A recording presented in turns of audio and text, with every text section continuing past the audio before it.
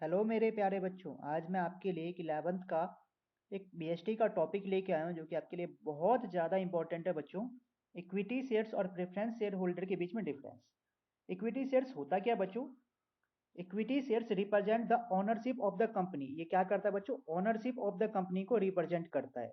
Ownership of the company का मतलब, मान लो एक कंपनी है जिसका मार्केट कैप 1 करोड़ रुपए का है। उसमें से उन्होंने 1 लाख रुपए 1 लाख रुपीज क्या करा, शेयर्स के रूप में ले आए, तो उसे क्या कहा जाएगा? इक्विटी शेयर्स कहा जाएगा बच्चों। प्रेफरेंस शेयर क्या होता है? Preference share have a preferential rights. इसमें क्या होते हैं? राइट्स दिए जाते हैं claim over the company profit, company profits और असेट्स के ऊपर। मतलब जो प्रेफरेंस शेयर लाएंगे, प्रेफरेंस शेयर जो लेंगे उनको क्या करा जाएगा? कंपनी के प्रॉफिट और असेट्स में भागीदारी दी जाएगी। बच्चों इसका रिटर्न कैसा होता है? इसका रिटर्न जो होता है बच्चों, एक तरह से ये मान के चलो, सबसे बाद में पे करा जाता है। मतलब मान लो हमें कंपनी में प्रॉफिट हो गया 10,000 रुपए का। मान लो हमें कंपनी में प्रॉफिट हो गया 10,000 रुपए का। इसमें से मान लो हमने लाइबिलिटी दे दी, हमने कुछ असेट्स खरीद लिए। इसके बाद जो पैसा रह जाएगा उसे हम इक्विटी शेयर्स में देंगे। इसका क्या होता है? रेगुलर इनकम होता है। इसका एक फिक्स रेट ऑफ इनकम होता है। इसमें फिक्स रेट होता है बच्चों। एक हमें फिक्स रेट की दर से हमें क्या करा जाएगा? रेगुलर रिटर्न दिया जाएगा। ठीक है बच्चों। अगर हम डिविडेंड पे की बात करें बच्चों, तो डिविडेंड जो होता है, इसका डिविडेंड पे करते equity shares holder receive dividend only after the preference. मतलब इक्विटी शेयर्स होल्डर को जब डिविडेंड दिया जाता है उसके बाद, मतलब प्रेफरेंस शेयर होल्डर के बाद डिविडेंड दिया जाता है। और प्रेफरेंस शेयर होल्डर को प्रायोरिटी दी जाती है डिविडेंड देने में। प्रेफरेंस शेयर को क्या दी जाती है बच्चों? प्रायोरिटी दी जाती है डिविडेंड देने के लिए।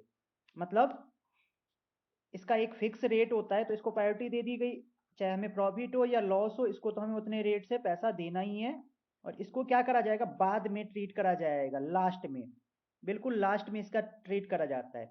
एक और बच्चों आपको बताता हूँ, इसकी जो फेस वैल्यू होती है बच्चों, इक्विटी शेयर्स की जो फेस वैल्यू होती है, फेस वैल्यू, अगर हम बात करें फेस वैल्यू की, तो इसकी बहुत लो होती है फेस वैल्यू।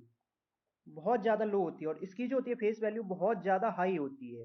प्रेफरेंस शेयर की जो फेस वैल्यू होती है बच्चों, वो बहुत ज़्यादा हाई होती है। ठीक है बच्चों। आगे देखिए बच्चों, डिविडेंड रेट मैंने आपको अभी बता दिया था। इसका डिविडेंड रेट जो होता है फिक्स नहीं होता, नॉट फिक्स। और इसको कैसे ट्रीट करा जाएगा? बाद में ट्रीट करा जाएगा। इसका डिविडेंड रेट जो होता है वो बच्चों क्या होता है? फिक्स होता है। एक फिक्स अमाउंट में हमें क्या दिया जाता है? पैसा दिया जाता है। Bonus share, equity share are eligible to receive bonus shares against the existing holding. इसमें क्या होता है बच्चों? हमारी जो होल्डिंग होती है, हमने जो शेयर्स ले रखे उसके ऊपर हमें बोनस वगैरह के लिए हम एलिजिबल होते हैं। मतलब हमारे पास जो होता है बोनस वगैरह दे दिया जाता है। लेकिन बच्चों इसमें जो होता है बोनस नहीं दिया जाता। क्यों नहीं दिया जाता बच्चों? क्योंकि इसमें तो एक फिक्स अमाउंट होता है जो हमें दिया जाता है पर मंथ के हिसाब से। एक जो फिक्स अमाउंट होगा बच्चों, वो जो भी कंपनी की तरफ से हमारी होल्डिंग के ऊपर फिक्स कर दिया जाएगा। जो आपको इतना अमाउंट दिया जाएगा आपकी होल्डिंग के ऊपर, वो बच्चों फिक्स हो जाता है इसमें, प्रेफरेंस शेयर में। और इक्विटी शेयर्स में क्या होता है बच्चों? मार्केट कैप के हिसाब से हमें क्या दिया जाता है?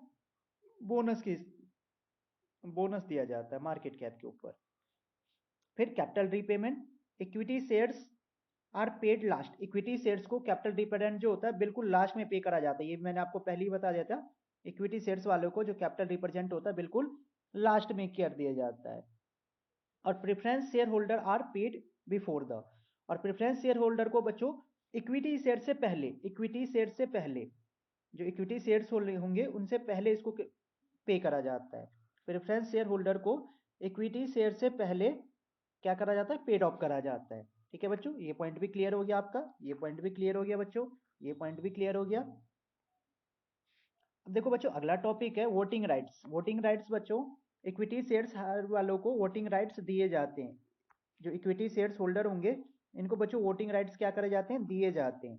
जो इनके पास वोटिंग राइट्स होता है वो होता है इनके पास वोटिंग राइट्स। इनको सारे जितने भी कंपनी के मीटिंग वगैरह होती है इनमें इनको राइट्स दिए जाते हैं। ठीक है। और प्रेफरेंस शेयर होल्डर को नहीं दिए जाते बच्चों। हाँ, एक कंडीशन में दिए जाते हैं, वो मैं कंडीशन आपके लिए लिख देता हूँ। जब प्रेफरेंस शेयर होल्डर वाले को 2 साल तक, 2 ईयर तक डिविडेंड पे नहीं करा जाता, एक्सेप्ट 2 ईयर तक डिविडेंड पे नहीं करा जाता, नॉट पे डिविडेंड, नॉट पे डिविडेंड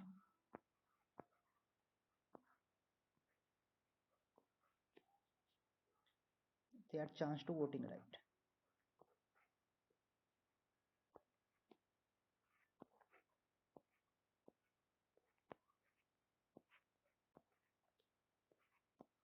अगर बच्चों प्रेफरेंस शेयर होल्डर को 2 ईयर तक डिविडेंड नहीं पे करा जाता तो उनको वोटिंग राइट्स दिए जाते हैं।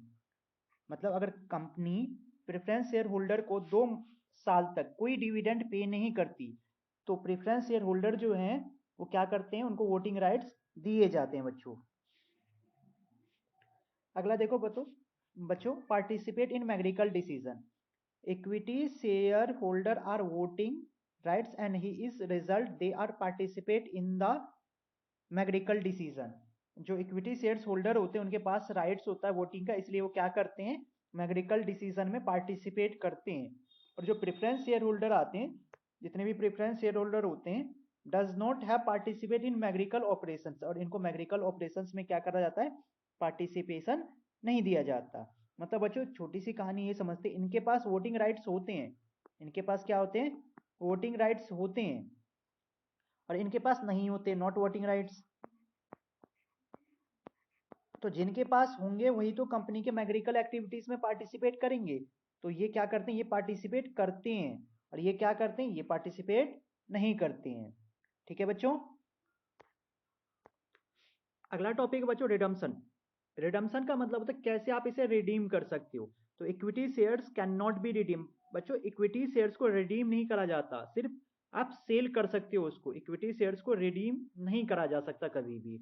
और प्रेफरेंस शेयर होल्डर जो होते हैं, preference share can be redeem. Preference share holder को क्या करा जाता है, रिडीम कर दिया जाता है। प्रेफरेंस शेयर होल्डर कभी भी अपने शेयर्स को रिडीम कर सकते हैं। अगला टॉपिक है कन्वर्टेबिलिटी। कन्वर्टेबल का मतलब है आपको, आप इक्विटी शेयर्स या प्रेफरेंस शेयर को कब कन्वर्ट कर सकते हो। तो बच्चों इक्विटी शेयर्स जो होता है वो नॉन कन्वर्टेबल होता है, सिर्फ आप इसको सेल कर सकते हो। इसको क्या कर सकते हो बच्चों, सेल कर सकते हो। ठीक है। और इसको बच्चों प्रेफरेंस शेयर होल्डर को कन्वर्ट कर सकते हो आप लोग इक्विटी शेयर्स में। प्रेफरेंस शेयर होल्डर जो होता है इसको कन्वर्ट कर सकते हो, आपको कन्वर्टेड